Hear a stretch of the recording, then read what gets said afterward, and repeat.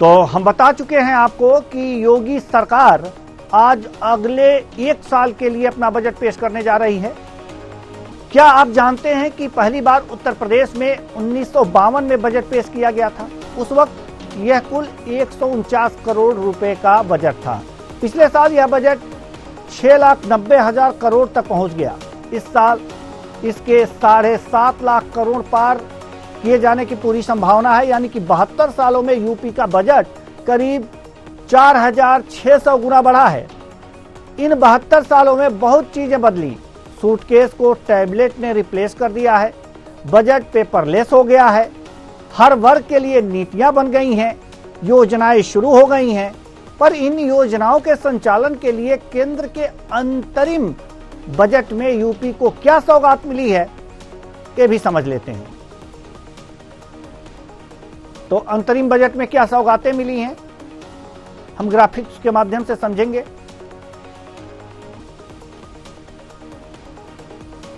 केंद्रीय करों में राज्यांश 2.18 लाख करोड़, केंद्र प्रायोजित scheme 1.10 lakh crore, special assistance 0.18 lakh crore.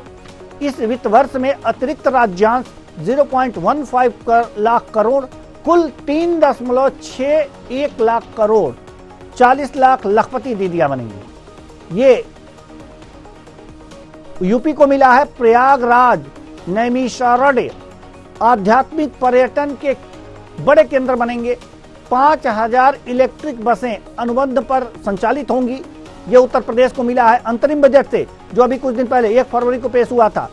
Defence corridor में 300 करोड़ का नया निवेश आएगा।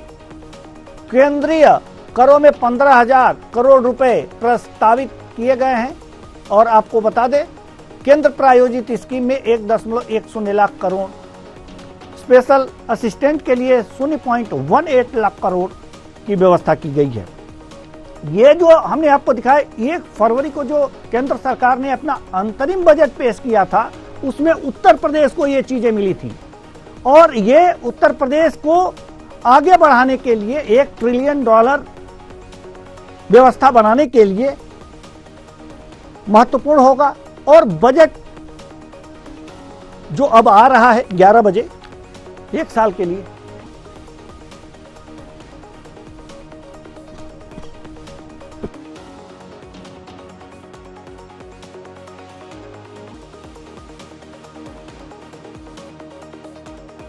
तो ये बताया है कि अंतरिम बजट में यूपी को जो सौगातें मिली थी उसमें ये चीजें थी, इंक्लूड हैं।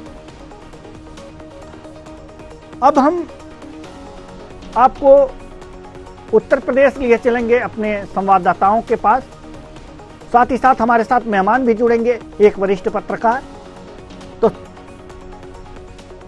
तो हमारे साथ वरिष्ठ पत्रकार सुजीत कुमार सिंह जी जुड़ चुके हैं। बहुत बहुत स्वागत है आपका हमारे इस कार्यक्रम में। और साथ ही साथ लखनऊ से प्रशांत राव और अनूप मिश्रा भी जुड़े हुए हैं। बजट पेश होने वाला है।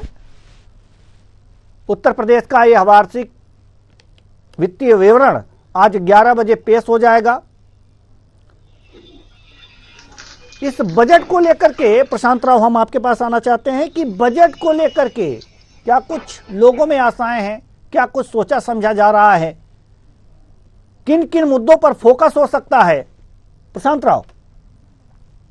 बिल्कुल देवेंद्र जी, देखिए उत्तर प्रदेश के बजट को लेकर जनता को काफी खासी उम्मीदें हैं और इस बजट को लेकर उत्तर प्रदेश सरकार ने सभी वर्गों को ध्यान में रखते हुए बजट को तैयार किया गया है। पिछली बार 6.90 लाख करोड़ का बजट था। इस बार जो अनुमान लगाया जा रहा है वो 7.70 लाख करोड़ रुपए के बजट का जो प्रावधान हो सकता है, जिसमें सभी वर्गों का ध्यान रखा जाए। गरीब है, वंचित है, शोषित है, पीड़ित है और इसके साथ ही किसान है, महिला है, युवा है, व्यापारी है और जो अन्य लोग हैं उनके लिए सरकार खास बजट ला रही है, क्योंकि यह बजट 2024 चुनाव लोकसभा को लेकर ध्यान में रखते हुए बनाया जा रहा है, जिसको लेकर वित्त मंत्री सुरेश खन्ना ने आज सुबह ही पूजा अर्चना की है। और इसके साथ ही बजट 11 बजे आज उत्तर प्रदेश के विधानमंडल सत्र में पेश किया जाएगा और यह अंतरिम बजट होगा। सरकार ने पूरी तैयारी कर रखी है, तो विपक्ष वही हंगामे को लेकर तैयार है और विपक्ष में सवाल भी खड़े करने को लेकर उन्होंने जो अपने एक तैयारी कर रखी है, जो उनकी एक नीति है उसके आधार पर देखा जाए कि जिस तरीके से अभी केंद्र सरकार ने अपना जो देश के लिए बजट पेश किया था, उसी तरीके से उत्तर प्रदेश की भारतीय जनता पार्टी की राज्य सरकार ने भी बजट को इस प्रकार से तैयार करने का अपनी रणनीति को तैयार रखा है, ताकि कोई भी विपक्ष का व्यक्ति उस पर सवाल न उठा पाए और जो बजट होगा वो जनहित को लेकर होगा। अगर देखा जाए कि इस बार के बजट में जो प्रावधान रखा गया है, पिछली बार का जो बजट था 6.90 लाख करोड़ का, इस बार जो अनुमानित किया जा रहा है वो 7.70 लाख करोड़ रुपए का बजट, यानी कि करीब जो है इसमें कई प्रतिशत की बढ़ोतरी होने वाली है। अब और ये अनुमान लगाया जा रहा है कि इस बार कोई नए कर नहीं लगाए जाएंगे, करों में कोई वृद्धि नहीं होगी। हालांकि इसमें गिरावट का भी अंदेशा नहीं लगाया जा रहा है कि किसी भी प्रकार के करों में गिरावट की जाएगी, लेकिन युवाओं के लिए, महिलाओं के लिए खास फोकस रखा जा रहा है इसमें, खासकर युवाओं के लिए लैपटॉप हो या फिर मोबाइल हो, और साथ ही साथ एक जो विशेष इस बार व्यवस्था करने जा रही है सरकार, वो महिलाओं के लिए है। जो कामगार महिलाएं हैं उनको आवास यानी कि हॉस्टल उपलब्ध कराना, साथ ही साथ महिलाओं के लिए व्यापार में बढ़ोतरी हो, किसानों को लेकर है कि किसानों को कृषि यंत्रों में छूट मिलना हो, कृषि यंत्रों के साथ ही बीज है या अन्य जो उनके लिए आवश्यक चीजें हैं उसमें सहूलियत सरकार देगी। और खासकर शिक्षा के क्षेत्र में देखा जाए, शिक्षा के क्षेत्र में सरकार बड़ा बजट पेश करेगी। चिकित्सा में भी बड़ा बजट पेश करने जा रही है, क्योंकि सभी उत्तर प्रदेश के 75 जिलों में यहाँ मेडिकल कॉलेज निर्माणाधीन है, उसको भी सुसज्जित बनाने को लेकर यहाँ खास ध्यान रखा जाएगा। खास बात ये होगी देवेंद्र जी इस बार क्योंकि अगर धर्म और आस्था की बात की जाए, क्योंकि अभी हाल में ही 22 जनवरी को प्रभु श्री राम का 500 वर्षों के बाद यहाँ भव्य मंदिर निर्माण हुआ है। इसके साथ ही काशी है, मथुरा है, इसको भी ध्यान में रखा जाएगा। यहाँ भी बजट का प्रावधान किया जाएगा। कुंभ मेला आने वाला है, कुंभ को भी आकर्षक और दिव्य बनाने को लेकर भी यहाँ बजट का प्रावधान किया जाएगा। अब की बार का जो बजट है वो खासकर युवाओं को लेके है, महिलाओं को लेके है, स्मॉल इंडस्ट्री यानी कि जो छोटे उद्यमी हैं उनको लेकर ध्यान में किया जा रहा है, और कैसे यहाँ पर सरकार और ज्यादा उद्योग स्थापित कर पाए उसको लेकर खास ध्यान दिया जा रहा है। उस पर विशेष फोकस होगा। जिस तरीके से यहाँ ग्लोबल इन्वेस्टर समिति हुई थी और उसमें लगातार जो इंडस्ट्रियों का निर्माण हो रहा है, वहां पर बिजली है, पानी है, सड़क है, चिकित्सा है, इसके साथ ही परिवहन है, इसकी व्यवस्था करना प्रमुखता से है, और उसको ध्यान रखते हुए उत्तर प्रदेश सरकार ने उस बजट का भी प्रावधान किया है। ऊर्जा को लेकर विशेष बात की जा रही है, क्योंकि अगर गांवों को, शहरों को सशक्त बनाना है तो बिजली पर्याप्त मात्रा में देनी होगी। साथ ही साथ सौर ऊर्जा को लेकर भी सरकार बड़ा कदम करने जा रही है, क्योंकि बिजली को बनाने में चाहे कोयला हो, पानी की अधिकाधिक आवश्यकता होती है, लेकिन सौर ऊर्जा के माध्यम से इसके भार को कम किया जा सकता है। उसको लेकर भी सरकार ने तैयारी की है कि सौर ऊर्जा को लेकर किस तरीके से सब्सिडी उपलब्ध कराई जाए, या जो बड़ी इंडस्ट्रियां हैं उनको किस तरीके से सहूलियत सरकार दे सकती है। उसके लिए सरकारी जो भवन है उसको ध्यान में रखते हुए वहां पर बजट का प्रावधान किया जाए, ताकि बिजली का जो किराए का बोझ है वो कम हो सके। तो इस प्रकार से जो बजट पेश किया जाएगा वो समावेशी होगा, सभी वर्गों के हित में यह बजट अब की बार होगा। नए कर नहीं लगेंगे, हालांकि सरकार कई चीजों पर छूट भी देने वाली है। जी बिल्कुल। प्रशांत राव हमारे साथ, अनूप मिश्रा भी जुड़े हुए हैं लखनऊ से। अनूप, हम आपसे जानना चाहते हैं कि आपकी नज़र में बजट किस तरह का आने वाला है? जी देवेंद्र जी, देखिए जैसा कि प्रशांत जी ने बताया कि जो ये बजट है 2024-25 का, ये समावेशी बजट है और ये किसान, बेरोजगार और युवाओं पर जो है वित्तीय बजट होगा। इसमें एक खास बात मैं और जोड़ना चाहूंगा, तो आपको बताते चले कि जो है इसमें एआई से आर्टिफिशियल इंटेलिजेंस, सौर ऊर्जा, धार्मिक, पर्यटन, कृषि उद्योग और एमएसएमई पर केंद्रित ये बजट होगा। इसमें जो है एआई को प्रमोट करने के लिए 50 करोड़ डॉलर 50 करोड़ रुपए की व्यवस्था की गई है। तो ये कह सकते हैं कि जो बजट है 2024-25 का, ये उत्तर प्रदेश के जो 80 लोकसभा सीटें हैं, कह सकते हैं 2024 के चुनाव को देखते हुए भी बनाया गया है।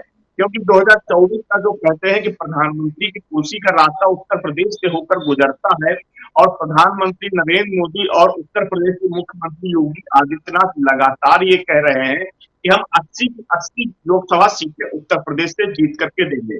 तो कहीं न कहीं ये बजट उसके तरफ कदम भी बढ़ा रहा है। दूसरी तरफ बजट की जो कुछ खास बातें हैं उनमें जो जैसे कि आपका कृषि उद्योग है, कृषि को लेकर के काफी फोकस किए जाने की उम्मीद है। जो कृषि यंत्रों पे और खाद की जो सब्सिडी है उसको बढ़ाने की उम्मीद जग रही कि वो काफी बढ़ाया जाएगा, जिससे किसानों को जो है फायदा पहुंचेगा। क्योंकि लगातार प्रधानमंत्री नरेंद्र मोदी के द्वारा ये कहा जा रहा है कि किसानों की आय दोगुनी होगी, और विपक्ष भी इस पे कहीं कहीं सवाल उठाता है। तो उसको लेकर के इस बार जो है बजट में काफी खास प्रयोजन किए जा रहे हैं। उम्मीद है कि इसका किसानों को कुछ अच्छे तोहफे मिल सकते हैं, अच्छी छूट मिल सकती है। इसके साथ साथ में जो युवाओं की बात यदि हम करते हैं, तो युवाओं को सब्सिडाइज ऋण, इसके साथ बहुत ही कम ब्याज दरों पर ऋण की जो योजना लाने की उम्मीद दिखाई दे रही, ताकि जो उत्तर प्रदेश में उद्योगों को भी बढ़ावा जा सके, और इसके साथ साथ में कृषि आधारित उद्योगों को भी बढ़ाया दिया जा सके। क्योंकि इन्वेस्टर समिट के बाद ग्राउंड ब्रेकिंग सेरेमनी उम्मीद है कि फरवरी में जो है 17-18 के बाद समझौता होनी है। तो उसको जमीन पे उतारने के लिए भी इस बजट में कुछ प्रावधान किए जाने की उम्मीद दिखाई दे रही है। हालांकि लगातार जो विपक्ष इस पे आवाज उठाता रहा है कि अभी तक जो जितने भी जो है इन्वेस्टर समिट हुए हैं, 4 लाख 40 लाख करोड़ का जो निवेश हुआ है, वो धरातल पे नहीं उतरा है।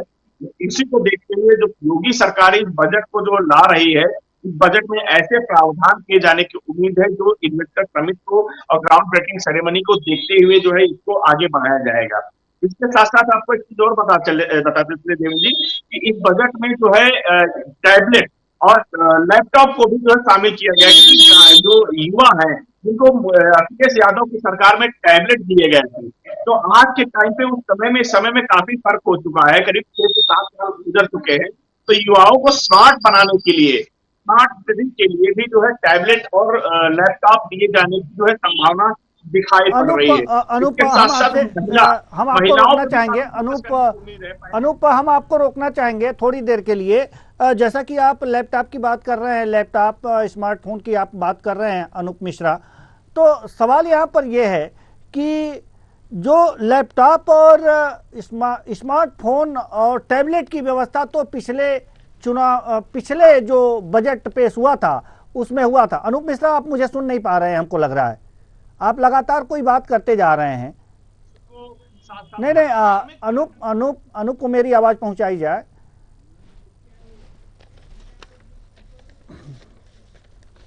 तो चलिए, हमारे साथ वरिष्ठ पत्रकार महोदय भी जुड़े हुए हैं, सुजीत सिंह जी वरिष्ठ पत्रकार हमारे साथ जुड़े हुए हैं। हम आपके पास आना चाहेंगे, और जैसा कि अभी हमारे संवाददाता, लखनऊ संवाददाता ने ये बातें कही हैं। सुजीत जी, आप तक मेरी आवाज पहुंच रही है? जी पहुंच रही है। तो हमारे संवाददाता ने अभी लैपटॉप की बात की है, स्मार्टफोन की बात की है। तो पिछले बजट में अगर जो देखा जाए 2023-24 में अगर जो बजट देखा जाए, तो इसके लिए 3600 करोड़ रुपए की व्यवस्था की गई थी, खर्च करने की व्यवस्था की गई थी। लेकिन उसके साथ एक चीज और जोड़ दिया गया था, पात्र छात्र छात्राओं को दिया जाएगा। क्या इस बार, अगर जो हमारे जैसे संवाददाता ने ये कहा है, तो क्या आपको लगता है कि इस बार सभी छात्र छात्राओं को ये दिया जा सकता है, इसमें से पात्र हटा दिया जाए? देखिए, ये चुनावी वर्ष है, और चुनावी वर्ष में निश्चित रूप से इसकी संभावना व्यक्त की जा रही है कि ये अधिकतर छात्रों को उपलब्ध कराया जाएगा। आपको याद होगा, अभी केंद्रीय बजट प्रस्तुत हुआ था। केंद्रीय बजट में केवल 3-4 महीने की जो खर्चे हैं उनके लिए, यद्यप सरकार ने वहां पर अपने 1-2 एजेंडे लागू कर लिए थे, जैसे जहाज का मामला था या सोलर प्लेट का मामला था। सोलर प्लेट का मामला निश्चित रूप से बड़ा स्वागत योग्य मामला है, क्योंकि इससे जहां है एक तरफ जो है बिजली का अधिभार लोगों पर कम होगा, वहीं सरकार को बिजली बनाने में कम मेहनत करनी पड़ेगी। जहां तक उत्तर प्रदेश का विषय है, जी, उत्तर प्रदेश में सरकार ने एक बहुत अच्छा काम किया है पर्यटन को लेकर के। जो पैसे की तरलता है, उस पैसे की तरलता को इन्होंने छोटे छोटे स्थानों पर उसको विभाजित करने का प्रयास किया है, जिससे लोकल स्तर पर पर्यटन बढ़े और पैसे की तरलता बढ़े। सरकार ने पर्यटन के दिशा में उत्तर प्रदेश में बहुत शानदार काम किया है। छोटे छोटे मंदिरों को, छोटे छोटे मठों को जो क्षेत्रीय स्तर के हैं, उनका डेवलपमेंट, उनमें उनकी अवस्थापना, विकास, उनका इंफ्रास्ट्रक्चर डेवलप करना, तो सरकार ने निश्चित रूप से अच्छा काम किया है उत्तर प्रदेश में। और योगी सरकार की ये उपलब्धि रही है पर्यटन को लेकर के। लैपटॉप का वितरण जो है वो जहां तक है वो आगे सबको उपलब्ध कराएगी सरकार, तो निश्चित रूप से उसमें तकनीकी का जो वितरण होगा वो व्यापक स्तर पर होगा बच्चों में। जी बिल्कुल। और इसका लाभ निश्चित रूप से राज्य सरकार को और वो देश को मिलेगा। जी, अभी आप धार्मिक पर्यटन के विकास की बात कर रहे थे, तो इसमें अगर जो काशी को देख लिया जाए, यहाँ पर कॉरिडोर का निर्माण हुआ और कॉरिडोर के निर्माण होने के बाद से अगर पर्यटकों की संख्या, भारी संख्या वहाँ पर पहुँची, एक तरह से आस्था का केंद्र है, तो इस तरह से ये भी क्या अनुमान लगाया जा सकता है कि काशी, मथुरा, अयोध्या को भी एक तरह से कॉरिडोर बनाया जाएगा यहाँ पर? और अगर जो ये बन जाता है तो आर्थिक दृष्टिकोण से ये राज्य के लिए कितना फायदेमंद हो सकता है? देवेंद्र जी बात इस बात की नहीं, काशी, मथुरा या अयोध्या या नैमिषारण्य को एक कॉरिडोर बना करके और उसमें पर्यटन को बढ़ावा दिया गया है। पर्यटन को बढ़ावा क्षेत्रीय स्तर पर, गांव स्तर पर, ब्लॉक स्तर पर बहुत व्यापक दिया गया है। इसको आप पहले हम समझाना चाह रहे हैं आपको। जी जी। लोकल स्तर पर जो मंदिर, उपेक्षित मंदिर थे और वहां पर मेले लगते थे या वहां पर, तो वहां जो अवस्थापना की विकास किया इन्होंने, ये तो बड़े बड़े मंदिर हो गए, काशी, मथुरा, अयोध्या और नैमिषारण्य।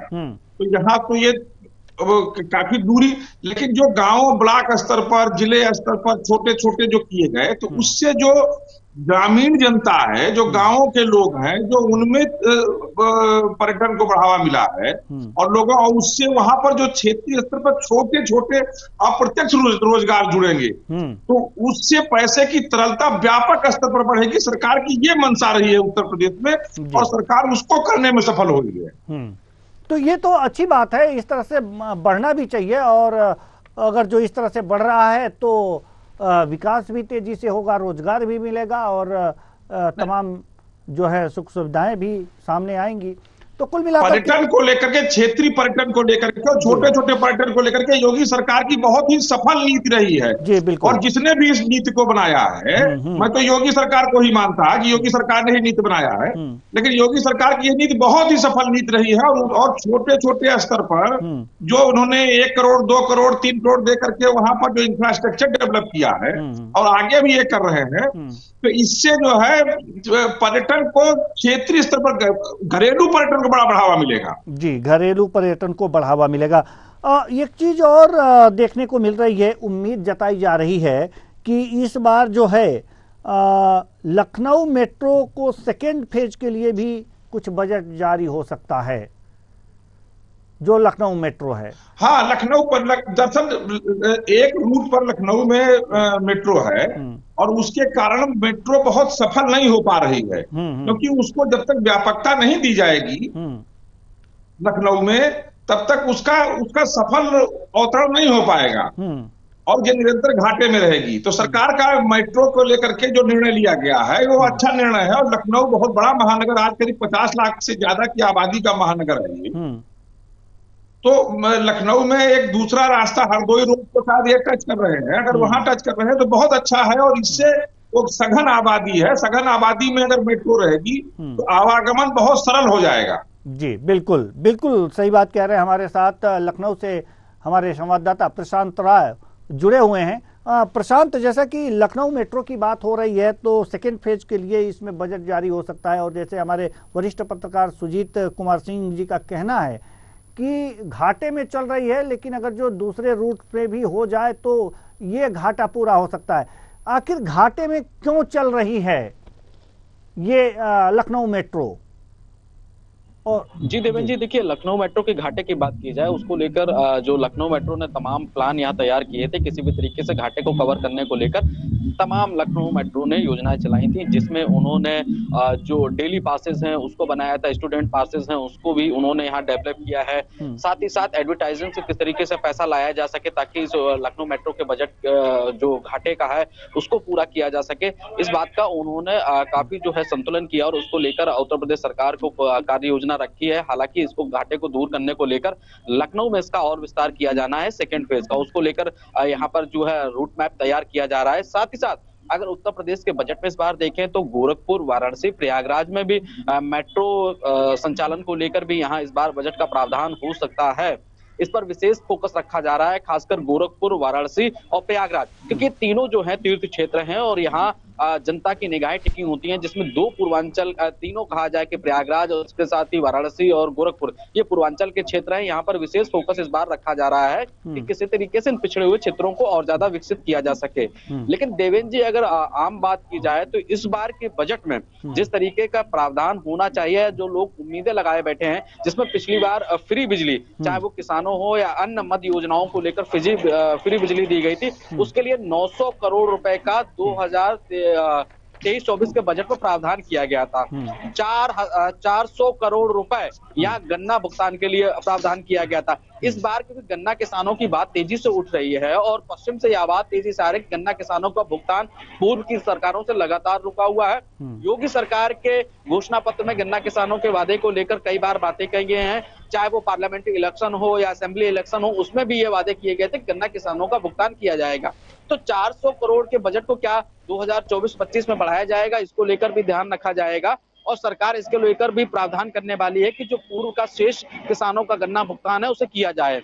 और क्योंकि 2024 का चुनावी वर्ष है, लोकसभा का चुनाव है, ऐसे में उत्तर प्रदेश के मुख्यमंत्री योगी आदित्यनाथ ने वित्त मंत्री सुरेश खन्ना ने सभी वर्गों को ध्यान में रखते हुए बजट को तैयार करने का काम किया है, ऐसा उनका वादा किया जा रहा है। लेकिन जब ये आज 11 बजे पिटारा खुलेगा, उसमें कितना लोगों को लाभ दिया जा रहा है, और चाहे अयोध्या हो, काशी हो, मथुरा हो, यहाँ पर्यटन को और ज्यादा डेवलप करने को लेकर बजट का प्रावधान होना है कि अयोध्या विश्व की सांस्कृतिक नगरी बन चुकी है। भगवान श्री राम लला अपने विग्रह में विराजमान हो चुके हैं। प्रतिदिन करीब 2 से 2.5 लाख श्रद्धालु वहां पहुंच रहे हैं। ऐसे में पर्यटन क्षेत्र के साथ ही श्रद्धालुओं की सुविधाओं को लेकर भी सरकार की अहम भूमिका होती है। जिम्मेदारी उनकी जान माल की सुरक्षा की होती है, उस पर भी विशेष फोकस रहेगा। उससे प्रावधान अगर बजट में होता है तो निश्चित तौर से सरकार को उसका लाभ जरूर करदांश के रूप में यहाँ मिलेगा।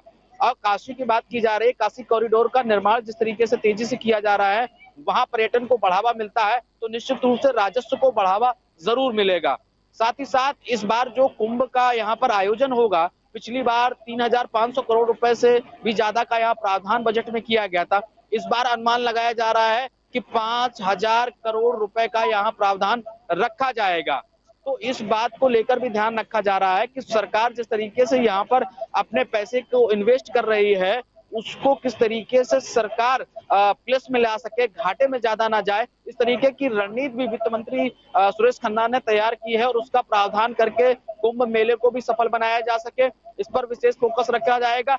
कुंभ मेले से जुड़ी जितने भी वहां तथ्य होंगे, चाहे वो परिवहन हो या एयर कनेक्टिविटी हो या अन्य तरीकों की सुविधाओं से सरकार यहाँ अपने बजट को कैसे यहाँ बराबर कर पाए, इस बात को लेकर भी खासा ध्यान रखा जाएगा और उसी के तहत यहाँ बजट पेश किया जाएगा। प्रशांत, हम आपको रोकना चाहेंगे। आपने जो कहा है कि गन्ना मूल्य को लेकर भी मतलब अभी कई जगह भुगतान नहीं हो पाया है, लेकिन अगर जो अंतरिम बजट को अगर जो देखा जाए, बजट की अगर जो हम बात करें तो 20 रुपये प्रति क्विंटल के हिसाब से बढ़ाने की बात कही गई है। अब हम आना चाह रहे हैं अपने मेहमान जो वरिष्ठ पत्रकार सुजीत सिंह जी हैं, हम आपके पास, कि ये 20 रुपये प्रति क्विंटल की दर से बढ़ाने की बात कही गई है अंतरिम बजट में, लेकिन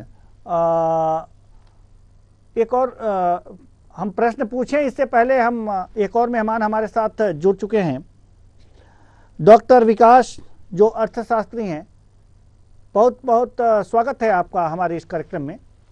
हम आपके पास आएंगे सर, आपसे बातचीत होगी, लेकिन अभी हम अपने वरिष्ठ पत्रकार महोदय के पास जाना चाहेंगे, एक सवाल का जवाब लेना चाहेंगे कि ये जो 20 रुपये प्रति क्विंटल के हिसाब से अंतरिम बजट में गन्ना मूल्य बढ़ाने की बात की गई है, यूपी सरकार भी क्या इधर ध्यान दे सकती है गन्ना किसानों के लिए इस बजट में? यूपी सरकार जी, क्या कहा आपने? यूपी सरकार? मैंने ये बातें कही हैं कि अंतरिम बजट में 20 रुपये प्रति क्विंटल के हिसाब से केंद्र सरकार ने गन्ने मूल्य में बढ़ोतरी की है। आज उत्तर प्रदेश सरकार का बजट है, क्या ये भी कुछ बढ़ोतरी कर सकती है, ऐसा उम्मीद जताया जा सकता है? नहीं, उत्तर प्रदेश सरकार कोई गन्ना मूल्य में बढ़ोतरी करेगी इसकी संभावनाएं मुझे तो नहीं लगती हैं। लेकिन 20 रुपए की पर्याप्त वृद्धि है और गन्ना किसानों को अभी तक 350 रुपए प्रति क्विंटल के हिसाब से मूल्य मिलता था, वो 370 रुपया हो जाएगा। ये लागू कब होगा? लागू तो 31 मार्च के बाद ही होगा, क्योंकि तभी का है, उस समय गन्ना कम होगा, लेकिन इसका बहुत व्यापक लाभ मिलेगा। गन्ना एक मुख्य फसल है उत्तर प्रदेश की और एक नगदी फसल है एक तरह से, और इससे काफी समृद्धि मिलती है किसानों को। और जिन जिन क्षेत्रों में गन्ने की उपज बढ़ी है उन क्षेत्रों का किसान समृद्ध हुआ है। सबसे बड़ी उपलब्धि उत्तर प्रदेश सरकार की यह रही है कि उत्तर प्रदेश सरकार ने गन्ने का मूल्य का अधिकतम भुगतान कराने का प्रयास किया है और उसमें वो सफल रही है, जैसा कि पूर्ववर्ती सरकारों में नहीं होता रहा है ये। तो गन्ने के मूल्य को लेकर के किसानों में अब यह संशय नहीं है कि गन्ने का भुगतान अब नहीं होगा या कब होगा। बिल्कुल ठीक है। हम आना चाहेंगे, हमारे साथ हमारे संवाददाता अनूप मिश्रा जुड़े हुए हैं। अनूप मिश्रा, हम आपके पास आना चाह रहे हैं। आप तक मेरी आवाज पहुंच रही है अनूप मिश्रा? जी जी जी जी जी। हम आपके पास आना चाहेंगे और सवाल ये है कि महिला सुरक्षा के लिए जो उत्तर प्रदेश की सरकार है काफी सजग थी। पिछले बजट में 3 बटालियन पीएससी की भर्ती की योजना थी और उसके लिए बजट आवंटित किया गया था। इस बार क्या कुछ होने की उम्मीद है? देवेंद्र जी, आप दोहराई, कुछ आवाज फंस रही है। जी, हमारी आवाज जब प्रॉपर वे में पहुंचाने का प्रयास किया जाए कि हमारे जो संवाददाता है वो हमारी बात, हमारे प्रश्नों को सुन सकें। अनूप मिश्रा जी, महिला सुरक्षा की बात हम कर रहे हैं। पिछले बजट में यह व्यवस्था की गई थी कि 3 बटालियन जो पीएससी है इनकी भर्ती की बात की गई थी, उसके लिए बजट का प्रावधान हुआ था। इस बार महिला सुरक्षा के लिए क्या कुछ हो सकता है, क्या उम्मीदें जताई जाए? देखिए देवेंद्र जी, जैसे पिछली बार जिस तरीके से महिला पीएससी बटालियन का प्रावधान किया गया था, इस बार के बजट में तो महिलाओं पे खास फोकस किया जा रहा है, क्योंकि इधर कई ऐसी घटनाएं हुई हैं जिसको देखते हुए उत्तर प्रदेश सरकार काफी सक्रिय है और महिलाओं की सुरक्षा के लिए लगातार प्रतिबद्ध भी दिखाई दे रही है। लगातार देखिए, अभी मुख्यमंत्री योगी आदित्यनाथ के द्वारा पिछले बार ही जो है जो अनाउंसमेंट किए गए थे उसमें जो पिंक बूथ है वो बनाए गए थे। इसके साथ साथ में महिलाओं के लिए अलग से व्यवस्था की गई थी, जो महिला पुलिस कर्मियों की भी व्यवस्था की गई थी। उनकी भी संख्या बढ़ाने पे जोर दिया जाएगा, क्योंकि जब तक महिला पुलिस की संख्या, कर्मियों की संख्या नहीं होगी ज्यादा, तब तक महिलाओं के जो क्राइम को रोकना संभव नहीं हो पा रहा है। क्योंकि कई ऐसी घटनाएं हो जाती है जहां पर महिलाओं का होना काफी ज्यादा महत्वपूर्ण होता है, महिला पुलिसकर्मी का होना। उसको देखते हुए इस बार ये उम्मीद की जा रही है कि मुख्यमंत्री योगी आदित्यनाथ के द्वारा, योगी सरकार के द्वारा जो है महिलाओं को की सुरक्षा के लिए इस बजट में कुछ खास प्रावधान किए जा सकते हैं। इसके साथ साथ में महिलाओं को प्रशिक्षण की भी एक कह सकते हैं कि तैयारी की जा सकती है, उसके लिए भी एक अलग से बजट के प्रावधान किया जा सकता है। क्योंकि जिस तरीके से जो वर्किंग महिलाएं हैं, जैसे कि आप देखते होंगे कि जो शिक्षक महिलाएं हैं जो काफी दूर दूर से पढ़ाने जाती हैं, इसके साथ साथ में काफी दूर दूर जाकर के नौकरी करती हैं, उनकी सुरक्षा पर भी जो है खास फोकस किया जाएगा। थानों को जो है, जैसे महिला थाना की। चलिए बहुत बहुत धन्यवाद अनूप मिश्रा तमाम जानकारी के लिए। प्रशांत राव, आपका भी बहुत बहुत धन्यवाद इस तमाम जानकारी के लिए। हमारे साथ अभी 2 मेहमान जुड़े हुए हैं। एक डॉक्टर विकास सिंह जी अर्थशास्त्री हैं और वरिष्ठ पत्रकार हमारे जो हैं सुधीर कुमार सिंह जी, दोनों जुड़े हुए हैं। हम बजट पे बात कर रहे हैं, उत्तर प्रदेश के बजट की संभावनाओं पे बात कर रहे हैं कि अभी जो 1 घंटे बाद बजट पेश होने वाला है उसमें क्या कुछ हो सकता है और उस पिटारे से क्या कुछ निकल सकता है। बात अगर जो विकास जी, आपके जुड़ने से पहले बातचीत हो रही थी किसानों की और गन्ना किसानों की भी बात हो रही थी। गन्ना किसान लगातार अपनी मूल्य को लेकर के संघर्षरत रहे हैं। हमारे संवाददाता ने कहा है कि कई जगहों पर जो है गन्ना मूल्य अभी बकाया ही है, नहीं पाए हैं, लेकिन पहले से बहुत ज़्यादा सुधार है। बात अब ये आ गई है कि अगर गन्ना मूल्य में 20 रुपये प्रति क्विंटल के हिसाब से बढ़ोतरी केंद्र सरकार कर रही है, तो गन्ना किसानों को उत्तर प्रदेश की सरकार क्या सौगातें और दे सकती है?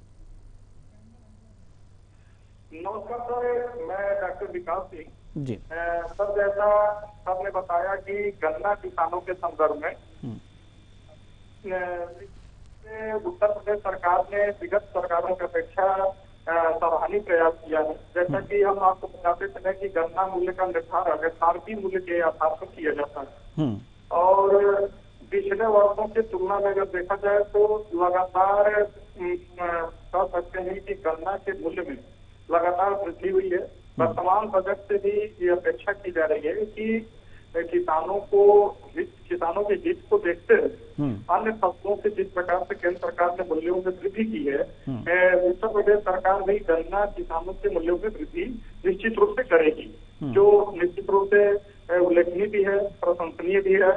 और अभी हमारे पत्रकार बंधु ने बताया कि गन्ना के मूल्य तो निर्धारित किए जा रहे हैं लेकिन समय से उसको प्राप्त नहीं हो रहे हैं। इसके पीछे सरकार की ये मानता नहीं है, बल्कि सरकार ये मानता है कि उनको पारदर्शी तरीके से एफआरपी मूल्य का निर्धारण करते हुए उनको पहुंचाया जा सके। दूसरा बात यह है सर कि जो थोड़ा मोड़ा अड़चन आ रही है निश्चित रूप से वो सर कह सकते हैं कि वित्तीय लाभ पहुंचाने की हिस्सेदारी है। प्रश्न ये उठता है कि जो 2024 बजट पेश होने जा रहा है निश्चित रूप से एक चुनावी बजट के रूप में है, ये बड़े बजट की तरफ इशारा करेगा। तीसरी बात यह है कि उत्तर प्रदेश सरकार वर्तमान बजट को संस्कृति से जोड़ते हुए हम इसको एक पर्यटन के रूप में भी डेवलप करने की कोशिश कर रही है। और साथ ही में यह बजट एक जिससे अयोध्या जैसे जनपद को उसके आसपास के जनपदों का निश्चित रूप से सांस्कृतिक विकास के साथ साथ आर्थिक विकास भी होगा और जिसका परिणाम आने वाले वर्षों में निश्चित रूप से उत्तर प्रदेश में पर्यटन उद्योग के रूप में अपने आप को प्रस्तुत करेगा।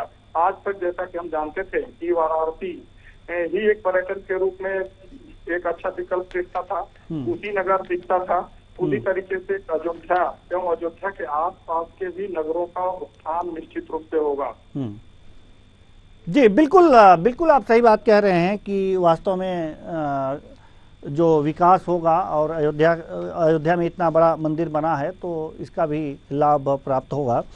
बात अगर जो हम महिलाओं की करें तो किसानों के बाद महिलाओं की भी बात कर लेते हैं। समय कम है क्योंकि थोड़ी ही देर बाद हम लोग ब्रेक पे जाएंगे, लेकिन इससे पहले जल्दी जल्दी हम प्रश्न खत्म करना चाहते हैं। कुछ जो दिमाग में प्रश्न हमारे चल रहे हैं। लखपति दीदी योजना को विस्तार मिल सकता है। लखपति दीदी योजना को हम सबसे पहले वरिष्ठ पत्रकार महोदय हैं, उनसे हम समझना चाहेंगे कि ये लखपति दीदी योजना जो है ये वास्तव में इसका विस्तार की बात हो सकती है, लेकिन ये पहले योजना के बारे में हम आपसे जानना चाहेंगे कि ये योजना को पहले समझाएं कि हमारे दर्शक इसे पहले पूरी तरह से समझ लें और इसमें विस्तार किस तरह से हो सकता है।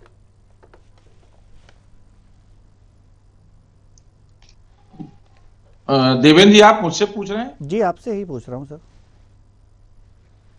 देवेंद्र जी, लखपति योजना में मुझे लगता है कि ये जो स्वयं सहायता समूह है इस विषय को लेकर के लखपति योजना का, अगर मेरी जानकारी गलत जी नहीं सही है ठीक है, उसी को बढ़ाने की बात कही गई है।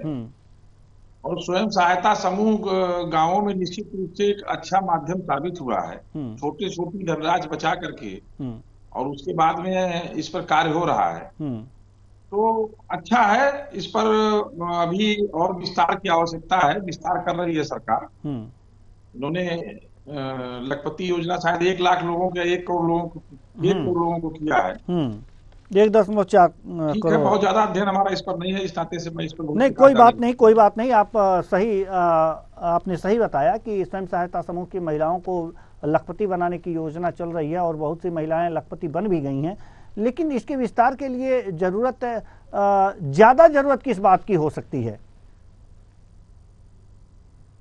देखिए, इसको अभी गांवों में इसकी जागरूकता कम है और इसको और व्यापकता देने की जरूरत है। इससे महिलाओं में एक लखपति बहना जो बनेंगी वो तो बनेगी ही, इससे एक जागरूकता आएगी और महिलाओं में आत्म बल को लेकर के, स्वावलंबन को लेकर के एक नई स्थिति खड़ी होगी राज्य में और देश में। और ये सरकार की बहुत अच्छी पहल है। जो गांव की महिलाएं अभी जनप्रतिनिधि तो हो गई, लेकिन उनके पीछे कोई दूसरा खड़ा है, तो उसमें ये सीधे प्रत्यक्ष रूप से उनको प्रोत्साहित करने की योजना है और सरकार का ये कदम अच्छा है। बिल्कुल बिल्कुल आपने सही बात कहा कि ये सरकार का अच्छा कदम है, लेकिन अगर जो लखपति बनाती है और ज्यादा विस्तार देती है तो कितने धन की और आवश्यकता हो सकती है? डॉक्टर विकास जी, डॉक्टर विकास, हम आपसे जानना चाहते हैं कि लखपति दीदी योजना को अगर जो विस्तार करती है और ज्यादा विस्तार होता है तो कितने धन की आवश्यकता हो सकती है, कि कितने धन आवंटित हो कि ज्यादा से ज्यादा करीब करीब दूना हो जाए तो और अच्छी बात है, जितने लोग स्वावलंबी होंगे उतनी अच्छी बात होगी।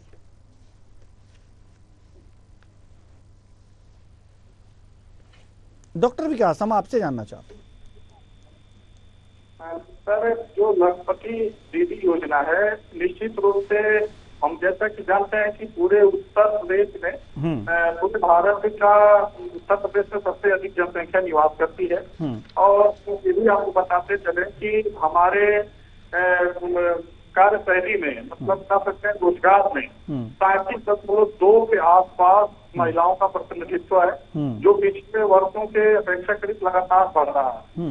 निश्चित रूप से इस स्थिति में यदि उन महिलाओं को जो 37.2 के अतिरिक्त हैं, उनको सरकार निश्चित रूप से स्वयं सहायता समूह आदि के माध्यम से जोड़ने का प्रयास कर रही है।